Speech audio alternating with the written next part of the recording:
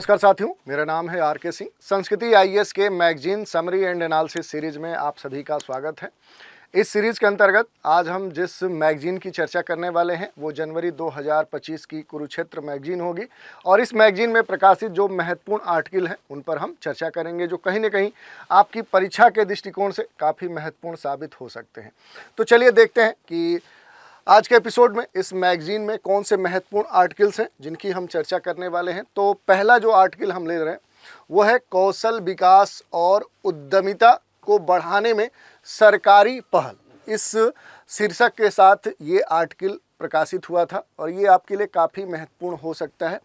इस पर हम चर्चा करेंगे। जो ये शीर्षक है कि कौशल विकास और उद्यमिता को बढ़ाने में जो सरकारी पहल है, जो प्रयास हैं, जो योजनाएं हैं, जो स्कीम्स हैं, जो इनिशिएटिव हैं, उनका क्या योगदान है, उनकी क्या भूमिका है, अब तक इनका अचीवमेंट क्या है, ये सारी बातें होंगी जिन पर हम एक एक करके डिटेल से चर्चा करेंगे। लेकिन उससे पहले आपको ये समझना होगा कि आखिर जो कौशल विकास कहा जा रहा है इसका मीनिंग क्या है, इसका मतलब क्या है।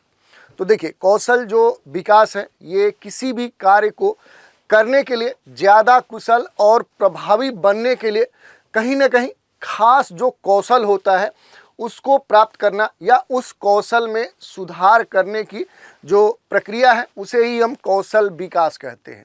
और ऐसे कौशल विकास से जुड़ी हुई अपने देश में राष्ट्रीय स्तर पे कहें या राज्यों के स्तर पे कई सारी जो योजनाएं हैं, जो पहले हैं वो प्रारंभ की गई हैं। जैसे एक एग्जाम्पल के तौर पे हम देखें तो प्रधानमंत्री जो कौशल विकास योजना है जिसे PMKVY बोलते हैं, ये शुरू की गई थी।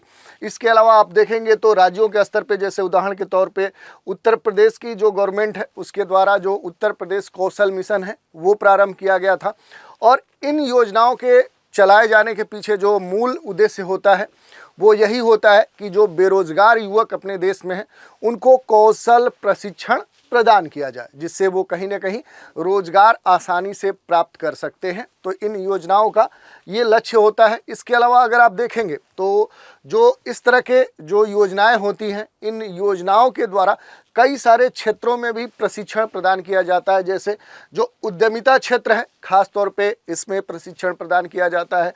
इसके अलावा आप देखेंगे तो जो वित्तीय क्षेत्र होते हैं, जो फिनेंशियल क्षेत्र होते हैं, वहाँ पर भी प्रशिक्षण प्रदान किया जाता है।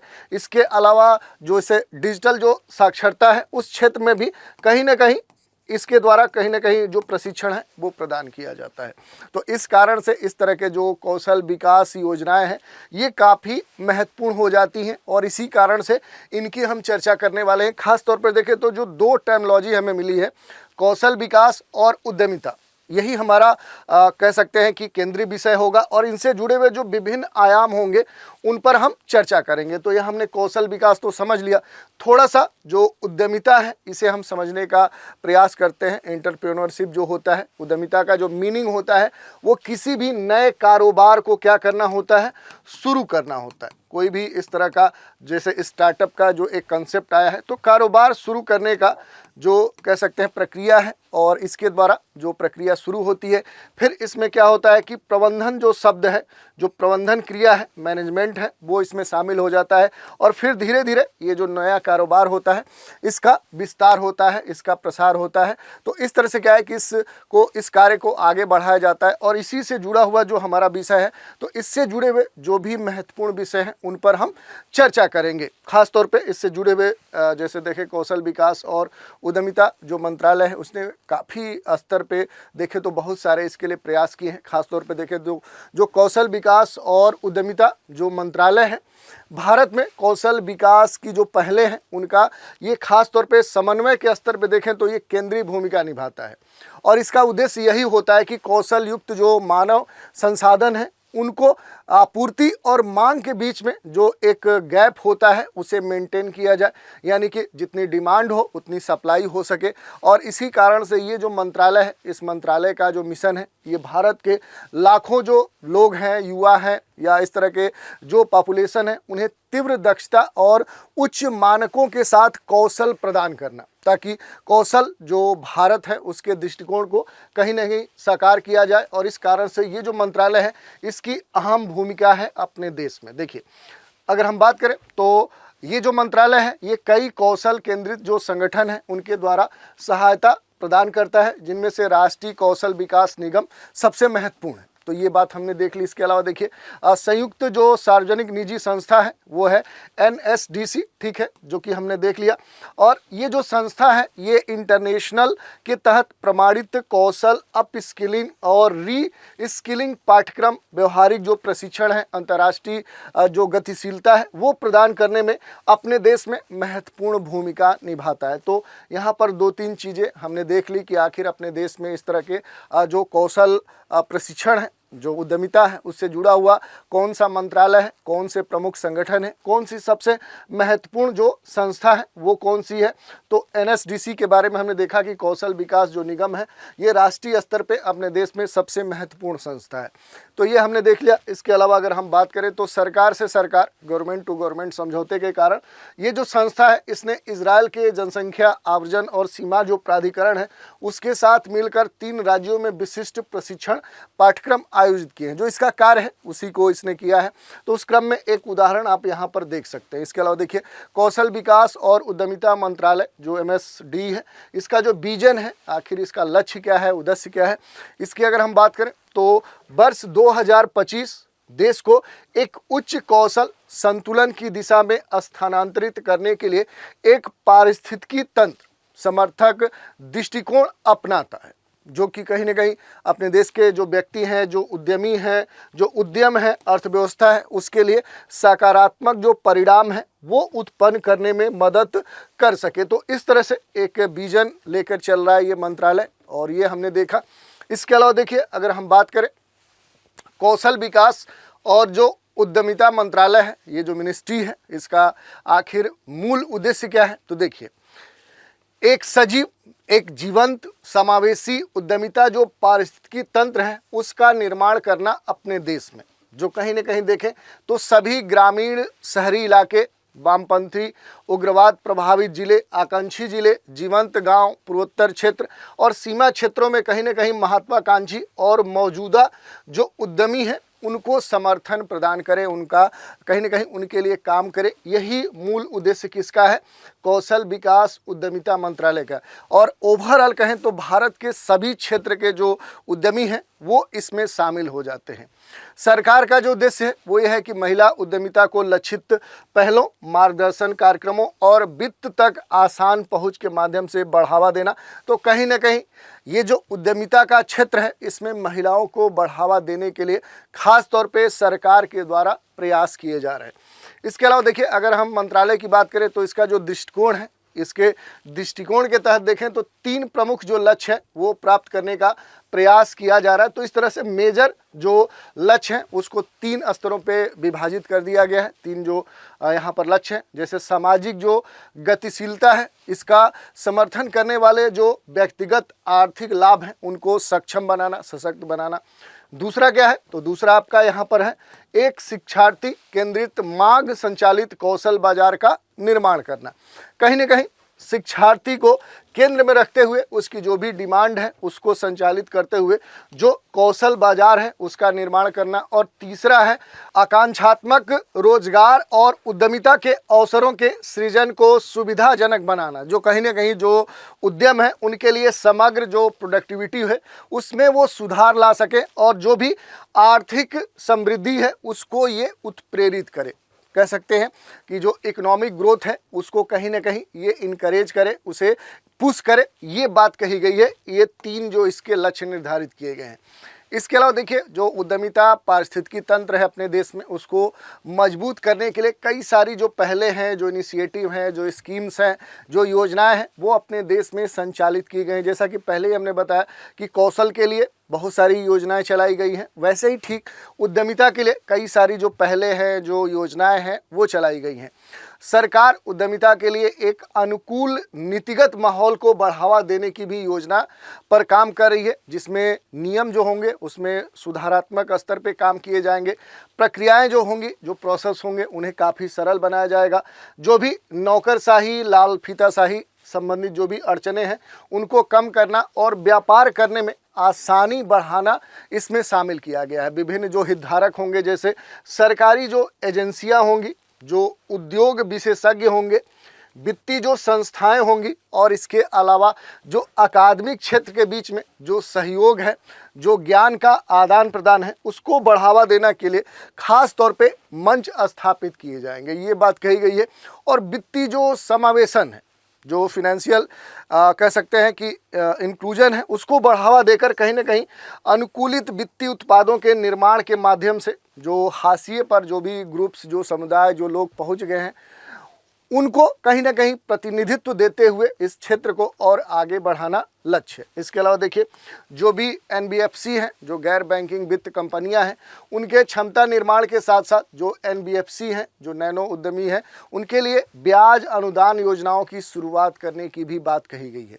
रणनीतिक जो उद्योग हैं, जैसे इलेक्ट्रॉनिक्स या सेमीकंडक्टर्स जैसे जो इंडस्ट्री वाले क्षेत्र हैं, इनके साथ आईटीआई उद्योग साझेदारी को मजबूत करने का भी प्रयास किया जा रहा है। तो इस तरह के कई सारे प्रयास किए जा रहे हैं जिनके बारे में हमने देखा। उद्यमिता को कहीं ना कहीं स्कूल से लेकर जो हायर एजुकेशन के इंस्टीट्यूट हैं, उन तक सभी स्तरों पे जो शिक्षा प्रणाली है उसमें शामिल करने का प्रयास किया जा रहा है। इससे छात्रों में जो उद्यमशीलता है, उसकी जो मानसिकता होगी वो विकसित होगी। खास तौर पे देखिए, भारत जैसे परंपरागत जो क्षेत्र हैं, यहाँ पर अभी भी उद्यमशीलता जैसे जो प्रशिक्षण है या जो सोच है वो अभी विकसित नहीं हो पा रही है, और इसके लिए खास तौर पे सरकार के स्तर पे इस तरह के कार्य किए जा रहे हैं। जो उद्यमिता प्रशिक्षण है, मेंटरशिप है, व्यवसाय विकास सेवा है, इनकी डिलीवरी को बढ़ावा देने के लिए एआई, आईओटी, ब्लॉकचेन, डिजिटल जो प्लेटफॉर्म है, ऐसी नई पुरानी जो तकनीकें हैं, उनका भी लाभ यहाँ पर उठाया जा रहा है। राष्ट्रीय डिजिटल जो प्लेटफॉर्म है, उसका निर्माण कहीं ना कहीं जो उद्यमी हैं, उद्यमियों को उनके साथियों, विशेषज्ञों और सलाहकारों से जुड़ने, ज्ञान साझा करने, नेटवर्किंग के सहयोग के लिए बढ़ावा देने में भी मदद किया जा रहा है। और इस तरह से मंत्रालय ने पूरे देश में जो एससी हैं, जो एसटी हैं, जो ओबीसी हैं, जो दिव्यांग लोग हैं, या जो कहीं ना कहीं वंचित वर्ग हैं, उन पर खास तौर पे जोर दे रहा है, उनके विकास पे, उनसे संबंधित उनका जो कंट्रीब्यूशन है, इस क्षेत्र में जो पार्टनरशिप है, उस पर खास तौर पे जो मंत्रालय है वो ध्यान दे रहा है। अब देखिए, इस क्षेत्र में कई सारी जो योजनाएं हैं वो संचालित की गई हैं, उन पर थोड़ा सा हम संक्षिप्त रूप से बात कर लेंगे। जैसे देखिए, जो प्रमुख योजनाएं हैं और उनकी जो उपलब्धियां हैं यहाँ पर दी गई हैं, डिटेल में आपको यहाँ पर मिल जाएंगी। और टेलीग्राम ग्रुप्स पे इससे जुड़े हुए जितने कंटेंट हैं वो डाल दिए जाएंगे।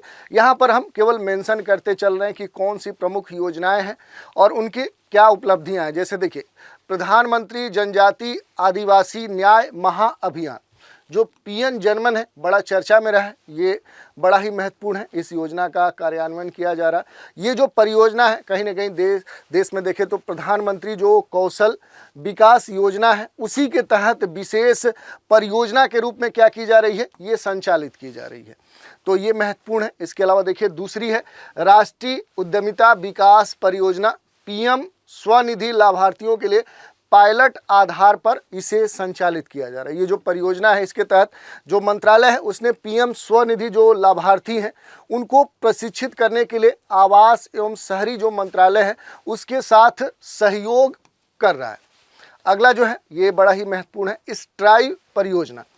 इनके नाम भी महत्वपूर्ण है और इनसे जुड़े हुए जो कंटेंट है वो आप देख सकते हैं, वो पीटी और मेंस दोनों में भी पूछे जा सकते हैं। थोड़ा सा इस परियोजना के बारे में हम संक्षिप्त रूप से देखें तो देखिए, मंत्रालय की जो स्ट्राइव जो औद्योगिक मूल्य संवर्धन के लिए ये जो कौशल सुदृढ़ीकरण स्ट्राइव जो परियोजना है, इसके तहत कहीं ना कहीं भारत में देखें तो औद्योगिक जो प्रशिक्षण संस्थान है और जो राष्ट्रीय कौशल प्रशिक्षण संस्थान है, उनमें जो उद्यमिता के प्रति जो जागरूकता है, जो उद्यमिता विकास कार्यक्रम है, जो प्रशिक्षु हैं, उनको खास तौर पे मार्गदर्शन गाइडलाइंस प्रदान की जाती है। तो इस कारण से ये स्ट्राइव परियोजना चलाई गई है।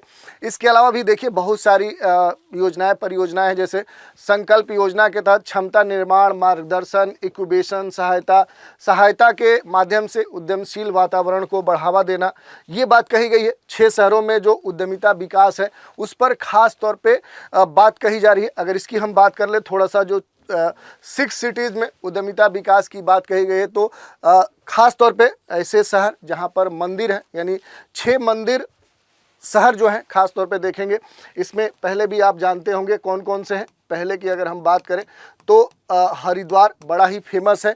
इसके बाद देखेंगे तो बोध गया है, बोध गया इसमें शामिल है, ये भी मंदिर शहर माना जाता है। इसके अलावा आप देखेंगे तो पुरी बड़ा ही महत्वपूर्ण मंदिर है, पुरी का मंदिर वहाँ पर उसे भी एक तरह से मंदिर शहर माना जाता है। वाराणसी आप जानते ही होंगे, बड़ा ही फेमस है, वाराणसी इस 6 शहरों में है। इसके अलावा आप देखेंगे तो कोल्लूर और पंढरपुर 2 और हैं, कोल्लूर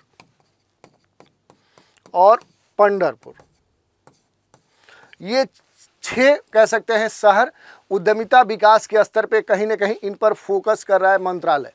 और सूक्ष्म एवं लघु व्यवसायों के मार्गदर्शन पर एक पायलट जो परियोजना है वो मंत्रालय के द्वारा संचालित की जा रही है। तो ये हो सकता है पूछ दे, ये जो अलग अलग सिटी हैं, जो मंदिर शहर हैं। इसके अलावा देखिए उचित मूल्य की दुकान मालिकों के लिए जो क्षमता निर्माण कार्यक्रम है, ये भी मंत्रालय संचालित कर रहा है। खाद्य और सार्वजनिक जो वितरण विभाग है उसके सहयोग से ये जो कार्यक्रम है ये संचालित किया जा रहा है। इसके अलावा देखिए पूर्वोत्तर शैक्षणिक संस्थानों में उद्यमिता विकास केंद्र और इंक्यूबेशन केंद्र की स्थापना और विकास के साथ उसका प्रबंधन करना, ये भी एक महत्वपूर्ण पहल है। इसके तहत भारतीय जो उद्यमिता संस्थान है, खास तौर पे ये इस क्षेत्र में जो पूर्वोत्तर के क्षेत्र हैं, जो कह सकते हैं कि अपने देश में एक तरह से कटा क्षेत्र माना जाता है, वहाँ पर इसके तहत खास तौर पे काम किया जा रहा है। इसके अलावा देखिए प्रधानमंत्री दक्षता और कुशलता संपन्न हितग्राही जो पीएम दक्ष योजना है, इसको भी लागू किया गया है। राष्ट्रीय जो उद्यमिता लघु व्यवसाय स्तर पे देखें तो ये जो संस्थान है और अपने देश में जो पिछड़े वर्ग के युवा हैं, खास तौर पे उनके विकास के लिए, उनके कौशल विकास के लिए ये आयोजन किया गया है, ये योजना लाया गया है। और इसका जो उद्देश्य है वो युवाओं को कौशल प्रदान करके उनका उत्थान करना है, ताकि वे अस्थायी जो आजीविका है वो प्राप्त कर सके और आत्मनिर्भर बन सके। इसके अलावा भी कुछ योजनाएं हैं, जैसे सौर उद्यमिता पर ESDP मंत्रालय के द्वारा देखें तो समर्थित पीएम जो सूर्य घर मुफ्त बिजली योजना चलाई जा रही है, उसी के तहत नवीन और नवीकरणीय ऊर्जा मंत्रालय के सहयोग से सौर जो उद्यमिता है उस पर ये जो कह सकते हैं योजना है ये लागू की गई है। और कहीं ना कहीं जो PMKVY है, यानी प्रधानमंत्री जो कौशल विकास योजना है, उसके तहत ये एक विशेष कह सकते हैं परियोजना के तौर पे ये शुरू किया गया है। तो ऐसा नहीं है कि ये नया है, एक तरह से देखें तो जो PM प्रधानमंत्री जो कौशल विकास योजना है उसी के तरह देखें तो उसी के अंतर्गत ये एक नवीन परियोजना है। और सौर जो PV सिस्टम है वो स्थापित करने और रख रखाव करने में जो सक्षम कुशल उद्यमी हैं उनका ये पोषण करेगी। इसके अलावा देखिए देखें तो उद्यमिता जो कौशल विकास कार्यक्रम है, ये भी बड़ा एक महत्वपूर्ण कार्यक्रम है। इसके अलावा देखिए जेल कैदियों के बीच में उद्यमिता का जो विकास है, जो भी किसी क्राइम में या इस तरह के अपराध या कहें जो भी इनके ऊपर एलिगेशन लगे हैं, उस कारण से जो जेल में व्यक्ति होते हैं, जिन्हें हम कह सकते हैं कैदी होते हैं, उनके लिए खास तौर पे उद्यमिता के विकास के लिए कार्यक्रम संचालित किया जा रहा है। मंत्रालय के समर्थन से कहीं ना कहीं क्षमता निर्माण, उनसे जुड़े जो भी उनके मुद्दे हैं उनको सलाह हो सकता है, हैंड होल्डिंग हो सकती है, इंक्यूबेशन समर्थन के माध्यम से कहीं ना कहीं जो भी जेल कैदी हैं उनके बीच में जो उद्यमिता का विकास है उसको बढ़ावा देने के लिए खास तौर पे ये स्कीम चलाई जा रही है। ये जो परियोजना है पहले से ही सेंट्रल जेल जो वाराणसी है, जो यूपी का वाराणसी सेंट्रल जेल है, और वहाँ पर मॉडल स्तर पे ये लागू की गई थी। उसके बाद से फिर बांदा में, फिर लखनऊ में, ऐसे कई सारे जिलों में इसे लागू किया गया है, एक तरह से पायलट प्रोजेक्ट के स्तर पे। इसके अलावा देखिए जन शिक्षण संस्थानों में प्रशिक्षकों का जो प्रशिक्षण है, उद्यमिता जो विकास कार्यक्रम है वो लागू किए गए हैं। MSME के स्फूर्ति कार्यक्रम के लिए नोडल एजेंसी बनाई गई है। MSME के स्फूर्ति कार्यक्रम के लिए कई सारी नोडल एजेंसियां हैं। हुल द्वारा समर्थित जो उद्यमिता जागरूकता कार्यक्रम है ये भी लागू किया गया। थोड़ा सा इसके बारे में हम देखते हैं। देखिए इसकी अगर हम बात करें तो खास तौर पे इस पहल के तहत ये कहा गया कि अखिल भारतीय स्तर पे, ऑल इंडिया स्तर पे जो अपने देश के जो युवा हैं, जो यूथ हैं, उनके लिए उद्यमिता जागरूकता कार्यक्रम आयोजित करने के लिए हिंदुस्तान यूनिलीवर लिमिटेड जो है उसके साथ सहयोग किया जा रहा है, ताकि अपने देश के युवाओं के लिए खास तौर पे काम किया जा सके। तो ये हमने कई सारी जो योजनाएं थी और उनकी जो उपलब्धियां थी उनको संक्षिप्त में देखा। इनसे जुड़े हुए जो डिटेल में कंटेंट है वो आपको टेलीग्राम ग्रुप पे पूरा इसका PDF मिल जाएगा। चलिए कुछ और महत्वपूर्ण बातों की चर्चा करते हैं। जैसे उद्यमिता को समर्थन देने के लिए कुछ नई पहलें भी संचालित की गई हैं। जैसे नीति आयोग की जो स्वावलंबनी योजना है ये बड़ा ही महत्वपूर्ण है। दूसरी है यहाँ पर देखें प्रधानमंत्री जनजाति जो उन्नत ग्राम योजना है, ये भी महत्वपूर्ण है। तीसरी है ग्रामीण विकास मंत्रालय के साथ प्रस्तावित समझौता ज्ञापन। तो इस तरह की कई सारी जो योजनाएं हैं वो उद्यमिता को कहीं ना कहीं सपोर्ट प्रदान करने के लिए नए स्तर पर शुरू की गई हैं। जैसे पहली के बारे में थोड़ा सा देखते हैं। नीति आयोग जो है योजना आयोग के बाद ये बना था, तो ठीक इसी के द्वारा ये जो परियोजना है स्वावलंबनी, इसे प्रारंभ किया गया है। और कहीं ना कहीं जो मंत्रालय है वो स्वावलंबनी परियोजना को लागू करने के लिए नीति आयोग की जो महिला उद्यमिता मंच है उसके साथ सहयोग कर रहा है। और इसे महिला और जो भी महिला छात्र हैं उनके बीच में उद्यमशीलता के मानसिकता को बढ़ावा देने के लिए खास तौर पे डिज़ाइन किया गया है। तो ये इसकी महत्वपूर्ण विशेषता है। और इसका जो उद्देश्य है भारत में जो भी यूनिवर्सिटीज़ हैं, जो विश्वविद्यालय हैं, उनके साथ भी सहयोग करना है। तो इस कारण से ये बड़ा ही महत्वपूर्ण है। प्रधानमंत्री जो जनजाति उन्नत ग्राम अभियान है ये भी महत्वपूर्ण है। मंत्रालय जो है वो जनजाति उन्नत जो ग्राम अभियान है इसका भी समर्थन करा, जिसकी घोषणा वित्तीय वर्ष 2024-25 में ही की गई है। तो ये लेटेस्ट योजना है कहीं ना कहीं उद्यमिता के क्षेत्र में। इस पहल का जो मूल उद्देश्य है वो जनजाति बहुल जो गांव हैं, यानी ऐसे गांव जहां जनजातियों की संख्या सबसे अधिक है और आकांक्षी जो जिले हैं और ब्लॉक्स हैं वहाँ पर जो भी जनजाति परिवार हैं उनके लिए संतृप्त कवरेज के माध्यम से जनजाति जो समुदाय हैं उनको सामाजिक या उनकी जो भी सामाजिक आर्थिक स्थिति है उस सामाजिक आर्थिक स्थिति को सुधार करना, उसमें उस स्थिति को बेहतर बनाना इस अभियान का लक्ष्य है। इसके अलावा देखिए ग्रामीण विकास मंत्रालय के साथ जो प्रस्तावित समझौता ज्ञापन हुआ ये भी बड़ा ही महत्वपूर्ण है, क्योंकि जो मंत्रालय है और जो ग्रामीण विकास मंत्रालय है वो उसके स्वयं सहायता समूह और उनके सदस्यों के लिए कौशल विकास के संदर्भ में देखें उद्यमिता को बढ़ावा देने के लिए एक समझौता ज्ञापन जो हस्ताक्षर किया गया है ये बड़ा ही मायने रखता है। तो इस तरह से हमने डिटेल में देखा कि जो भी महत्वपूर्ण बिंदुएं थे, कह सकते हैं कि जो कौशल विकास है, जो उद्यमशीलता है, उससे जुड़े हुए अब तक के जो प्रयास हैं, जो योजनाएं हैं, जो स्कीम्स हैं, जो अभियान हैं वो चलाए गए हैं और वो किस लिए चलाए गए, उनका अभी तक अचीवमेंट या उपलब्धियां क्या थी, उनसे जुड़े हुए जो भी महत्वपूर्ण तथ्य थे उन पर हमने डिटेल से चर्चा की। तो यहाँ तक हमने देख लिया। तो ये आर्टिकल यहाँ पर समाप्त हो गया। अगला आर्टिकल देखते हैं। ये है भारत में कौशल विकास और उद्यमिता जो पारिस्थितिकी तंत्र है। इस शीर्षक के साथ ये जो आर्टिकल है वो इस मैगजीन में प्रकाशित हुआ था। जैसा कि पहले हमने बताया कि जो भी आर्टिकल्स हैं खास तौर पे जो कौशल विकास है, जो उद्यमशीलता है, उसी को ध्यान में रखते हुए ये प्रारंभ किए गए हैं। जैसे अगर हम बात करें तो कौशल विकास और जो उद्यमशीलता है या जो उद्यमिता है ये किसी भी देश के लिए क्या होती है, ये उसकी सफलता की होती है, कुंजी होती है। कृषि से लेकर विनिर्माण क्षेत्र, सेवा क्षेत्र से लेकर सामाजिक क्षेत्र तक अर्थव्यवस्था के सभी क्षेत्रों में जो सर्वोत्तम परिणाम है वो प्रदान करने के लिए विशिष्ट कौशल और उद्यमशीलता की सबसे अधिक ज़रूरत है। और ये वर्तमान में किसी भी देश के विकसित होने के लिए सबसे महत्वपूर्ण कह सकते हैं कि कुंजी का सबसे महत्वपूर्ण की कह सकते हैं ये बना हुआ है। तो ये हमने देख लिया। इसके अलावा थोड़ा सा देखें कौशल विकास, जो स्किल डेवलपमेंट है वो होता क्या है। तो देखिए यहाँ पर ये कहा जा रहा है कि जो कौशल विकास है ये कार्यों को अधिक प्रभावी बनाने के लिए नए कौशल और जो दक्षता है उसको सुधारने या प्राप्त करने की प्रक्रिया होती है, जो कहीं ना कहीं तकनीकी जो कौशल है, जो सॉफ्ट कौशल है, अंतर जो पारस्परिक कौशल है वो हो सकते हैं। ये बात यहाँ पर कही गई है स्किल डेवलपमेंट के स्तर पे। कौशल विकास में औपचारिक शिक्षा, प्रशिक्षण कार्यक्रम, नौकरी के दौरान जो अनुभव है, स्व अध्ययन, अप स्किलिंग, क्रॉस स्किलिंग और री स्किलिंग शामिल किया जाता है।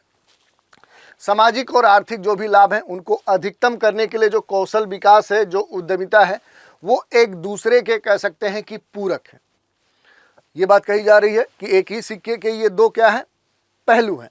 ये बात यहाँ पर स्पष्ट तौर पे कही गई है। यही नहीं, अगर हम देखें तो जो स्किल इंडिया है, मेक इन इंडिया है, स्टार्टअप इंडिया है, ये जितने भी स्कीम्स हैं, जो योजनाएं हैं, ये हमारे देश के युवाओं के कौशल विकास और उद्यमिता के माध्यम से नए अवसर का लाभ उठाने के लिए तैयार करने हेतु ये प्रमुख पहले हैं। भारत सरकार जो है वो कौशल विकास और उद्यमिता जो मंत्रालय है, ये इसके उद्देश्यों के साथ देश भर में कौशल जो विकास हो सकता है उसके प्रयासों का जो समन्वय है वो सुनिश्चित करता है।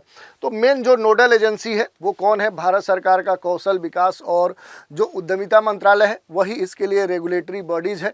और कौशल विकास का जो परिदृश्य है, ये जो पूरा सिनेरियो है, ये शिक्षा से प्रशिक्षण और पारिस्थितिकी तंत्र से कार्य क्षेत्र के वातावरण तक विस्तृत है। कहने का मीनिंग यही है कि कौशल जो विकास है, ये जो पूरा इसका क्षेत्र है, जो इसका सिनेरियो है, ये क्या है?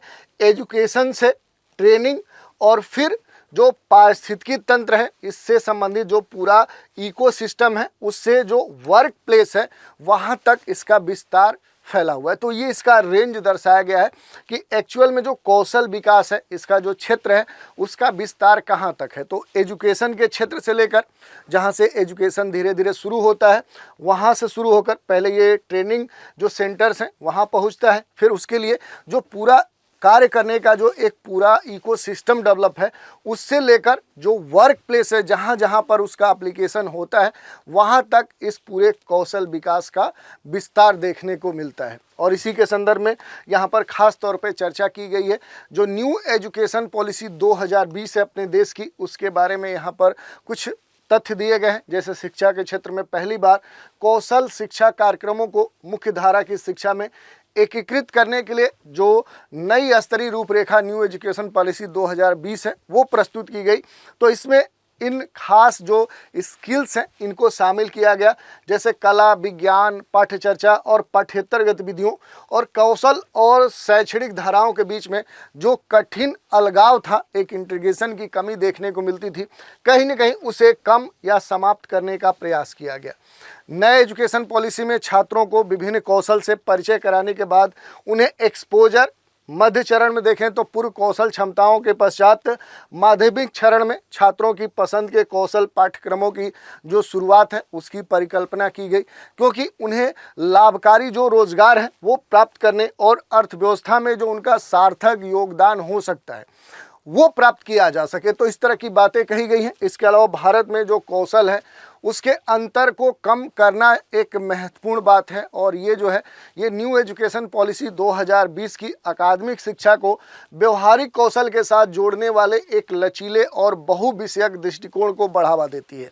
तो नई जो एजुकेशन पॉलिसी है कहीं ना कहीं इससे जुड़ती है।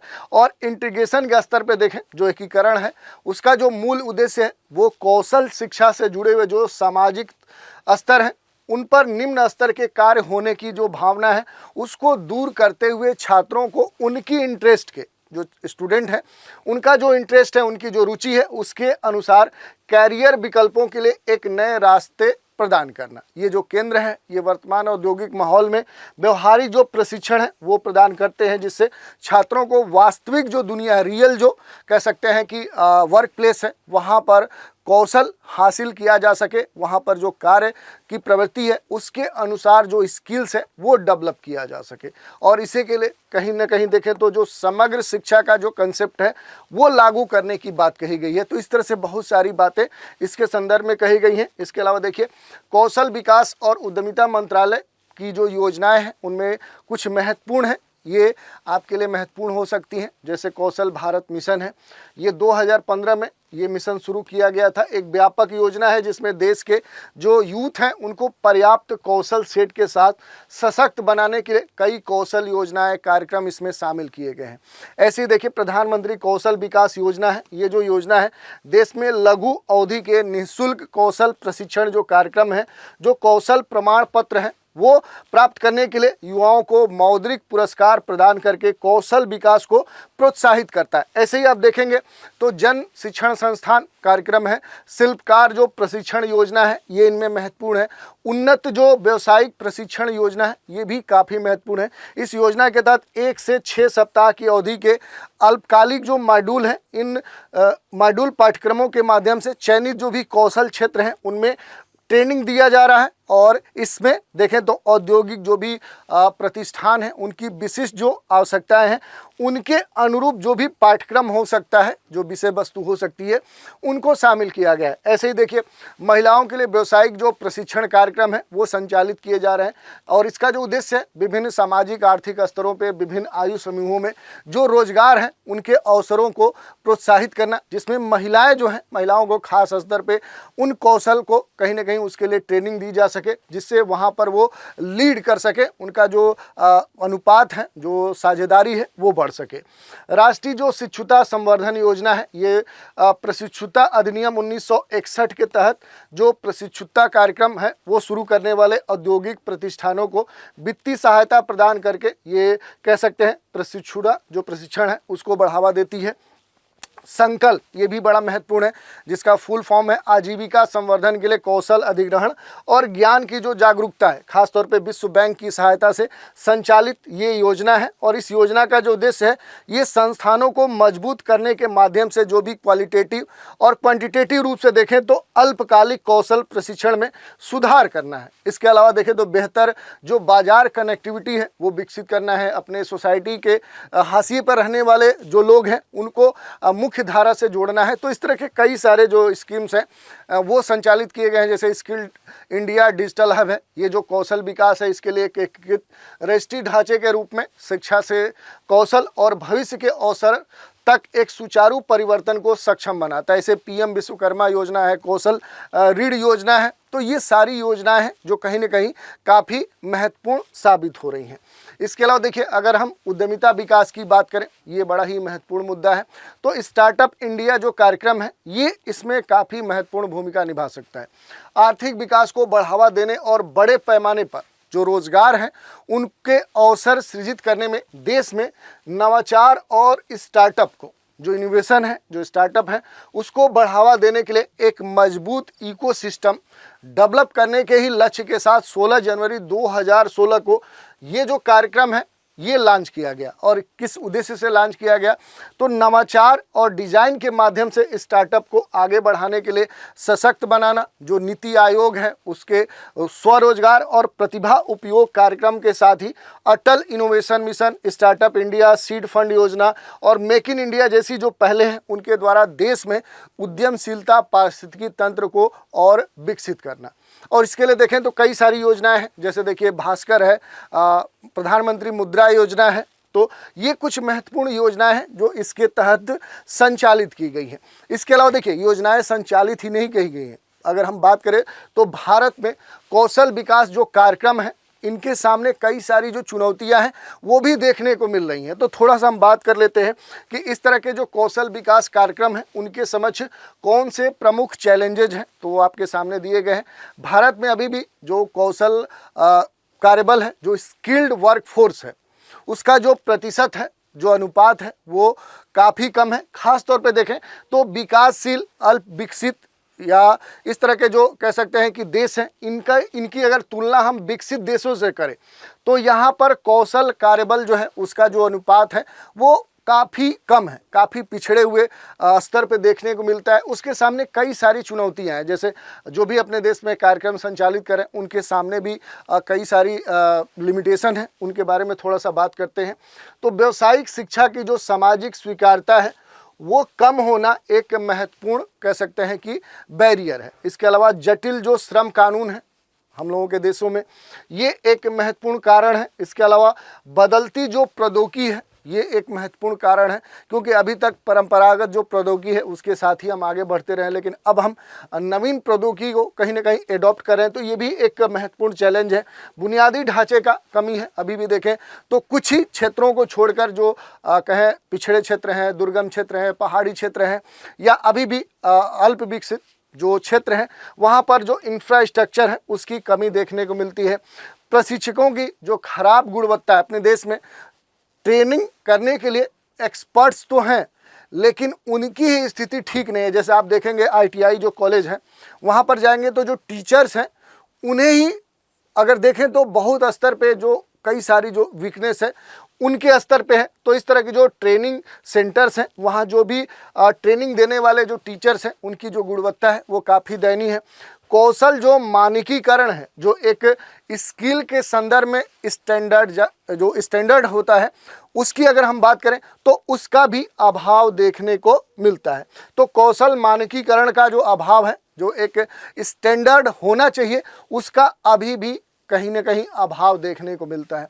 तो ये कई सारी जो चुनौतियां हैं वो भारत में कौशल विकास कार्यक्रम के सामने देखने को मिलती है। ओवरऑल अगर हम कंक्लूजन की बात करें तो भारत का जो जनसांख्यिकी लाभांश है, जो डेमोग्राफिक डिविडेंड है, सक्षम जो सरकारी पहले हैं और लोगों की जो भागीदारी है, वो देश के सबसे अधिक सक्षम बनाने का जो महान अवसर है वो उपलब्ध कराती है। और ये हमारे लिए सबसे महत्वपूर्ण बात है कि सारी चुनौतियां एक तरफ हैं, सारी परिस्थितियां एक तरफ हैं, लेकिन उसके बावजूद भी भारत में जो पॉपुलेशन है, जनसांख्यिकी जो लाभांश है, डेमोग्राफिक डिविडेंड है, वो जो है, और सक्षम जो अपने देश में सरकारी पहल है, लोगों की जो भागीदारी है, जो एक पार्टनरशिप है, वो कहीं ना कहीं मायने रखता है और सबसे अधिक मायने रखता है। और ये अपने देश में देखें तो खास तौर पे सबसे अधिक सक्षम बनाने का जो महान अवसर है वो भारत को उपलब्ध कराता है। कौशल विकास से भारत की जो सकल घरेलू जो उत्पाद है, अगर हम GDP की बात करें तो ये भी कहीं ना कहीं इंटरलिंक हो जाती है और इसके बढ़ने की जो संभावना है वो प्रबल हो जाती है। दुनिया में जो कुशल राष्ट्र हैं, जो स्किल्ड नेशंस हैं, उनके रूप में स्वयं को स्थापित करने के लिए जो वर्ष 2047 है, 2047 है, इस तक विकसित भारत बनने का जो लक्ष्य भारत ने रखा है, उसको साकार करने के लिए सभी अपने देश के जो यूथ हैं, जो युवा हैं, उनके बीच में जो कौशल विकास है, जो उद्यमशीलता है, उसको बढ़ाने के लिए सभी उपायों को अपनाने की तत्काल आवश्यकता है। तो ये हम एक कंक्लूजन दे सकते हैं इस पूरे मामले में। तो इस तरह से पूरा आर्टिकल हमने देखा, इससे जुड़े हुए जो भी महत्वपूर्ण पहलू हैं उन पर भी हमने चर्चा कर ली। चलिए अब अगला आर्टिकल देख लेते हैं। अगला आर्टिकल है ग्रामीण महिला उद्यमिता के लिए आवश्यक उपाय। जैसा कि पहले हमने बताया कि सरकार का जो फोकस है वो सभी पर तो है ही, लेकिन खास तौर पे किन पर है, तो महिलाओं पर है, वीमेंस पे है, फीमेल पे है, जो गर्ल्स हैं उन पर है। तो इस कारण से इसी नाम से, इसी शीर्षक के द्वारा ये आर्टिकल दिया गया है। तो इसके बारे में अगर हम बात करें कि ग्रामीण महिला उद्यमिता के लिए आवश्यक जो भी उपाय हो सकते हैं, तो देखिए इसमें अगर हम बात करें, विश्व बैंक के कुछ आंकड़े दिए गए हैं। जैसे विश्व बैंक के आंकड़ों के अनुसार वर्ष 2023 में भारत की कुल जनसंख्या का लगभग 48% क्या है, महिलाएं हैं। लेकिन भारत का जो सकल घरेलू उत्पाद है, GDP है, इसमें जो योगदान है महिलाओं का वो कितना है, केवल 17% है। इस तरह की बात कही गई है। लेकिन यदि भारत 50% तक महिलाओं के कार्यबल में शामिल करता है तो GDP की जो वृद्धि दर है उसमें 1.5 अंक की वृद्धि की संभावना है। इस तरह के आंकड़े यहाँ पर दिए गए हैं।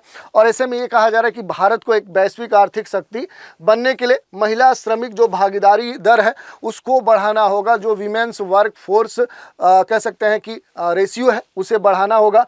और ये महिला उद्यमिता को बढ़ावा दिए बिना संभव नहीं है। यानी महिलाओं को कहीं ना कहीं, महिलाओं को कारोबारी क्षेत्र में कारोबार करने के लिए उन्हें प्रोत्साहित करना होगा, प्रबंधन क्षेत्र से उन्हें जोड़ना होगा, कारोबार को विस्तार देने में उनका जो वर्क फोर्स है उसका जो योगदान है वो लेना होगा, तभी ये संभव हो पाएगा। ऐसी बात यहाँ पर कही गई है। उद्यम क्षेत्र में महिलाओं की जो स्थिति है उससे संबंधित पूरे आंकड़े दिए गए हैं। जैसे कुछ आंकड़ों की हम चर्चा करेंगे। भारत में महिलाओं के पास कुल उद्यम का केवल 20% हिस्सा है।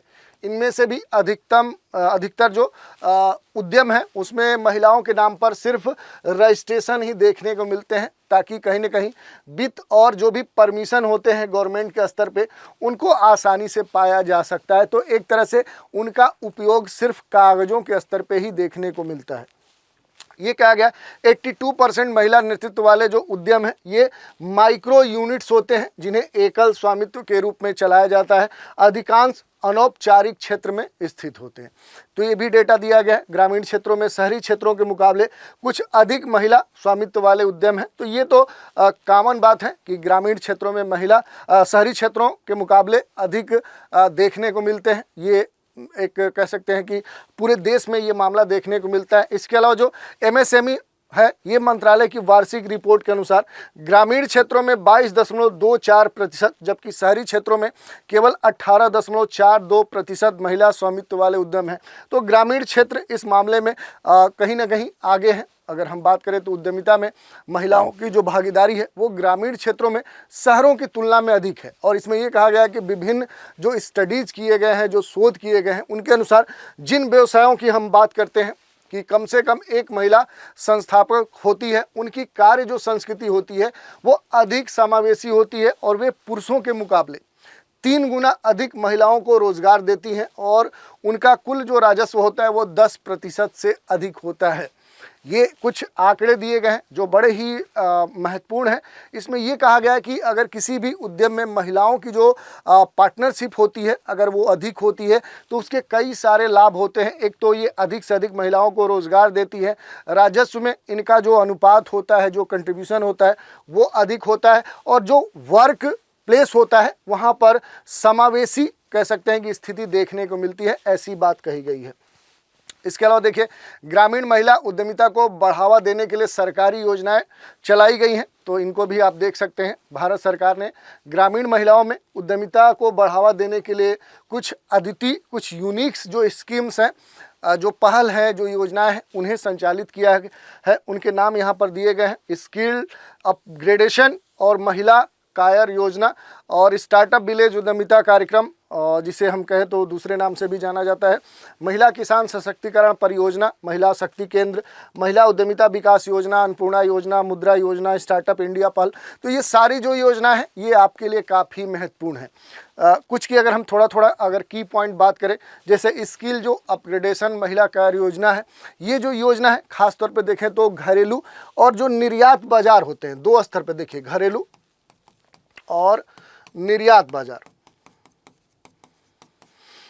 डोमेस्टिक स्तर पे, और दूसरा क्या है कि जो एक्सपोर्ट किया जा रहा है, एक्सपोर्ट मार्केट के स्तर पे डेवलप करने के लिए खास तौर पे कौशल विकास और प्रशिक्षण, जो श्रमिक हैं उनके लिए कल्याणकारी जो भी गतिविधियां हो सकती हैं वेलफेयर से जुड़ी हुई, वो यहाँ पर संचालित की जाती हैं। खास तौर पे जो महिला इसमें पार्टिसिपेशन है, उसमें एक विशेष जो प्रशिक्षण कार्यक्रम है जो कहीं ना कहीं ग्रामीण जो महिला कारीगर हैं उनको ध्यान में रखते हुए उद्योग में कौशल विकास के लिए खास तौर पे ये चलाई जाती है। तो इस कारण से ये बड़ा ही महत्वपूर्ण है। स्टार्टअप जो विलेज उद्यमिता कार्यक्रम है ये भी महत्वपूर्ण है। इस योजना का जो उद्देश्य है वो खास तौर पे ये कहा गया है कि स्वयं सहायता समूहों के जो सदस्य होते हैं उनके स्तर पे अलग अलग जो विलेज हैं, जो गांव हैं, उनके स्तर पे गैर कृषि क्षेत्रों में उद्यम स्थापित करने में ये खास तौर पे सहायता देता है। इसके अलावा महिला किसान जो सशक्तिकरण परियोजना है ये भी महत्वपूर्ण है, क्योंकि ये जो योजना है ये ग्रामीण महिलाओं में कृषि उद्यमिता को बढ़ावा देने के लिए खास तौर पे प्रारंभ की गई थी। महिला शक्ति केंद्र महिला उद्यमिता विकास योजना की बात करें तो ये जो है योजना ये कब शुरू की गई थी, अगर इस योजना की हम बात करें तो ये 2017 में योजना शुरू की गई थी। बड़ा ही चर्चा में रहने वाली योजना है, केंद्र प्रायोजित ये योजना है और इसको मंजूरी प्रदान की गई थी किस उद्देश्य से, तो ग्रामीण महिलाओं को सामुदायिक जो भी उनकी भागीदारी है उसके माध्यम से उनको एम्पावर्ड किया जा सके। और कहीं ना कहीं इसके संदर्भ में बहुत सारी जो महिलाएं हैं उन्हें एम्पावर्ड किया गया है, सशक्तिकरण के माध्यम से उनकी स्थिति जो है वो बेहतर की गई है। इसके अलावा देखिए, जो महिला उद्यमिता केंद्र और महिला उद्यमिता विकास योजना है ये भी काफ़ी महत्वपूर्ण होती है। इसका जो संबंध है वो पूर्वोत्तर क्षेत्र से है। किस क्षेत्र से है, तो देश के पूर्वोत्तर जो राज्य हैं उनसे है, और जो विकास मंत्रालय है यानी जो मंत्रालय है इसके लिए वो खास तौर पे सहायता प्रदान करता है पूर्वोत्तर के राज्य के जो क्षेत्र है, और वहाँ पर जो भी मौजूदा उद्यम हैं, जो व्यवसाय हैं, उनका विस्तार, उनका कह सकते हैं आधुनिकीकरण और विविधीकरण के लिए खास तौर पे इस योजना के तहत काम किया जाता है। इसके अलावा देखिए, अन्नपूर्णा योजना नाम से ही बड़ा ही यूनिक नाम है, बड़ा ही चर्चा में रहा है। भारत सरकार की ये योजना है। खास तौर पे देखें तो खाद्य सेवा क्षेत्र में महिलाओं की जो महिला जो उद्यमी है उनकी कार्यशील जो पूंजी है उसकी आवश्यकता को पूरा करने के लिए जो ऋण हो सकता है, जो ऋण से संबंधित जो सुविधाएं हो सकती हैं वो इसके तहत उपलब्ध कराई जाती हैं। तो ये बड़ा ही महत्वपूर्ण है।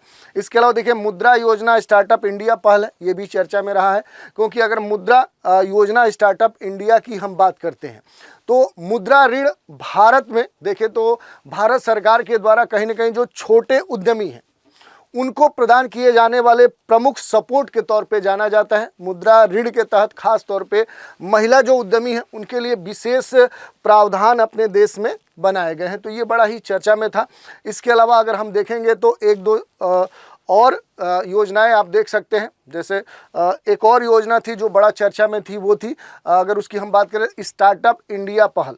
तो इसमें आप देख सकते हैं कि जो मुद्रा योजना है उसके अलावा आप देखेंगे जो स्टार्टअप इंडिया पहल है ये खास तौर पे चर्चा में थी, क्योंकि सरकार के द्वारा 2016 में इसे स्टार्ट किया गया था। ये भी केंद्र के द्वारा संचालित होने वाली योजना है और इसका जो उद्देश्य भारत में उभरती जो भी स्टार्टअप कल्चर है, जो संस्कृति है, उसको सपोर्ट प्रदान करना। आप देखे होंगे कि हाल के वर्षों में स्टार्टअप की बाढ़ सी आ गई है। पहले कोई स्टार्टअप का नाम नहीं जानता था, लेकिन अब स्टार्टअप, सब लोग स्टार्टअप की बात करने लगे हैं, स्टार्टअप के बारे में जानना चाहते हैं। जैसे कि सामान्य तौर पे कई सारे बड़े बड़े लोग हैं जो ये बोलते हैं कि हम स्टार्टअप शुरू कर रहे हैं। और ख़ास तौर पे कोरोना काल के बाद तो स्टार्टअप जो है ये नाम काफ़ी पॉपुलर हुआ है और इस समय में देखें तो बहुत सारे जो स्टार्टअप हैं वो शुरू हो रहे हैं। तो इनके लिए जो स्टार्टअप इंडिया पहल है ये काफ़ी मायने रखती है। खास तौर पे भारत सरकार का जो उद्देश्य है वो यही है कि उभरते हुए जो भी स्टार्टअप कल्चर अपने देश में